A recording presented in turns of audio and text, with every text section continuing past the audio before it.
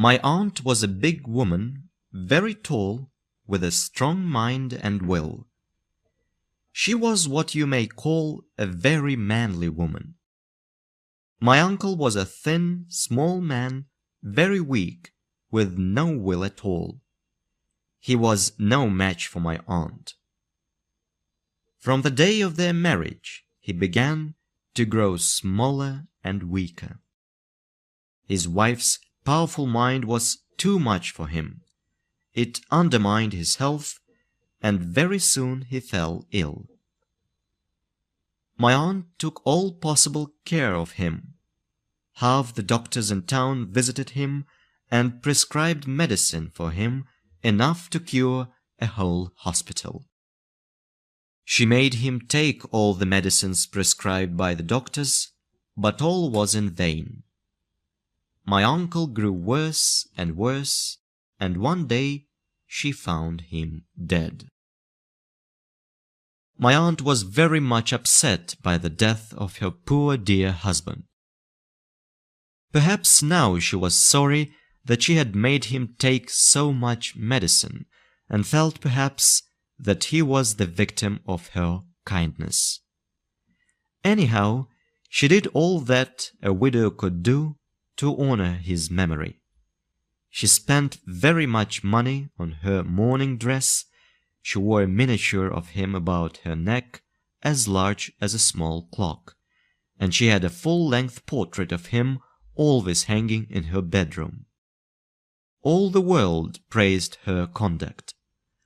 A woman who did so much to honor the memory of one husband deserves soon to get another, said my aunt's friends. Some time passed, and my aunt decided to move to Derbyshire, where she had a big country house. The house stood in a lonely, wild part of the country, among the grey Derbyshire hills. The servants, most of whom came with my aunt from town, did not like the sad-looking old place. They were afraid to walk alone about its half-empty, black-looking rooms. My aunt herself seemed to be struck with the lonely appearance of her house. Before she went to bed, therefore, she herself examined the doors and the windows and locked them with her own hands. Then she carried the keys from the house, together with a little box of money and jewels, to her own room. She always saw to all things herself. One evening, after she had sent away her maid, she sat by her toilet table arranging her hair. For in spite of her sorrow for my uncle, she still cared very much about her appearance. She sat for a little while looking at her face in the glass, first on one side, then on the other. As she looked, she thought of her old friend, a rich gentleman of the neighborhood, who had visited her that day and whom she had known since her girlhood.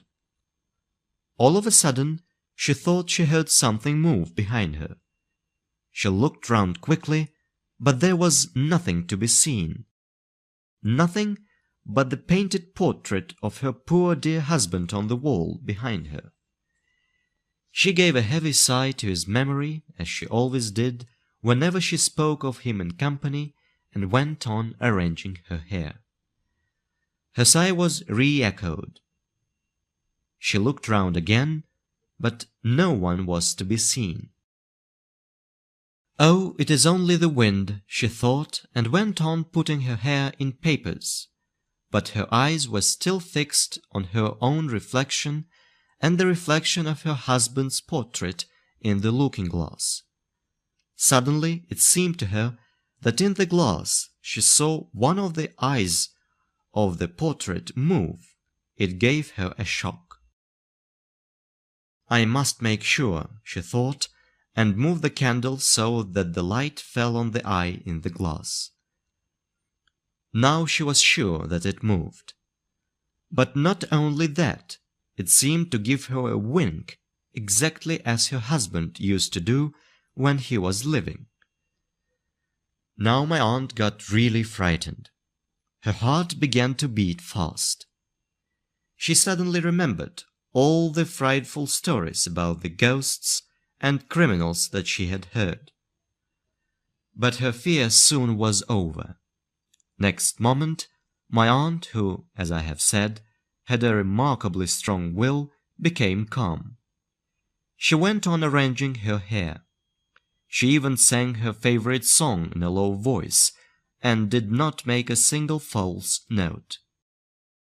She again moved the candle, and while moving it, she overturned her workbox.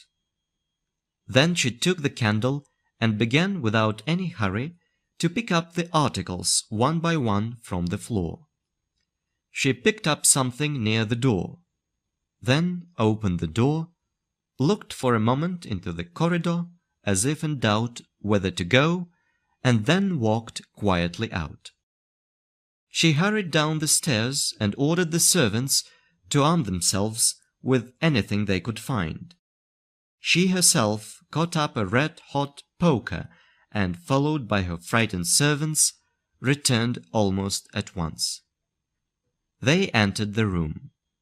All was still and exactly in the same order as when she had left it. They approached the portrait of my uncle. "Pull down that picture," ordered my aunt. A heavy sigh was heard from the portrait. The servants stepped back in fear. "Pull it down at once," cried my aunt impatiently. The picture was pulled down, and from a hiding place behind it, they dragged out a big black-bearded fellow with a knife as long as my arm, but trembling with fear from head to foot. He confessed that he had stolen into my aunt's room to get her box of money and jewels when all the house was asleep. He had once been a servant in the house, and before my aunt's arrival had helped to put the house in order. He had noticed the hiding place when the portrait had been put up. In order to see what was going on in the room, he had made a hole in one of the eyes of the portrait. My aunt did not send for the police. She could do very well without them. She liked to take the law into her own hands. She had her own ideas of cleanliness also. She ordered the servants to draw the man through the horse-pond in order to wash away his crimes, and then to dry him well with a wooden towel. But though my aunt was a very brave woman, this adventure was too much even for her.